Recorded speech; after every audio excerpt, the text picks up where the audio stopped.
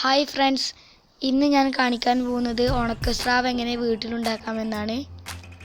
ഞാനിപ്പോൾ ഇവിടെ എടുത്തിട്ടുള്ളത് ചെറിയ സ്രാവാണ്. അതിനുവേണ്ടി നമുക്ക് സ്രാവിൻ്റെ ഈ ഭാഗങ്ങളെല്ലാം മുറിച്ചു മാറ്റാം.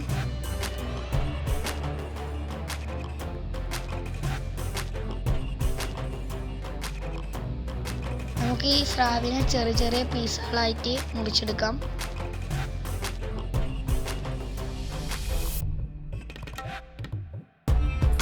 ഇതുപോലെ ചെറിയ പീസായിട്ട് മുറിച്ചെടുക്കുക. എന്നിട്ട് നല്ല ക്ലീനാക്കി വാഷ് ചെയ്യുക.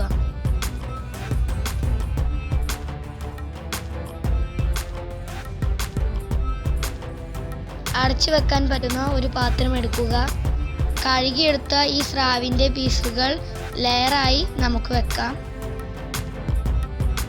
ആദ്യം ഈ പാത്രത്തിലേക്ക് കല്ലുപ്പ് നേരത്തെ ഇട്ട് കൊടുക്കുക.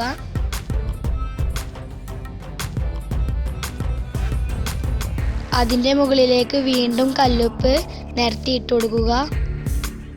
അങ്ങനെ എല്ലാ സ്രാവിൻ്റെ പീസും ലെയറായി വെക്കുക. അതിൻ്റെ മുകളിലേക്ക് ഉപ്പ് നിരത്തി കൊടുക്കുക. അങ്ങനെ സ്രാവിൻ്റെ പീസുകൾ കഴിയുന്നത് വരെ ഇങ്ങനെ തന്നെ ചെയ്യുക.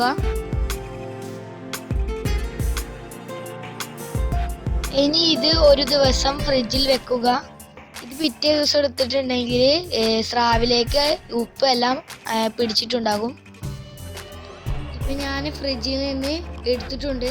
ഇപ്പോൾ ഉപ്പെല്ലാം സ്രാവിലേക്ക് അലിഞ്ഞിട്ട് നല്ല പിടിച്ചിട്ടുണ്ട്.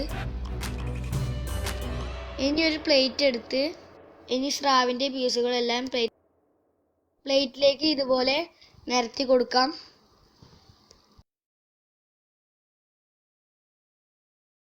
ഇനി ഇത് വെയിലത്ത് വെച്ച് ഉണക്കിയെടുക്കാം. 2-3 ദിവസം എടുക്കും ഇത് ഉണങ്ങാൻ.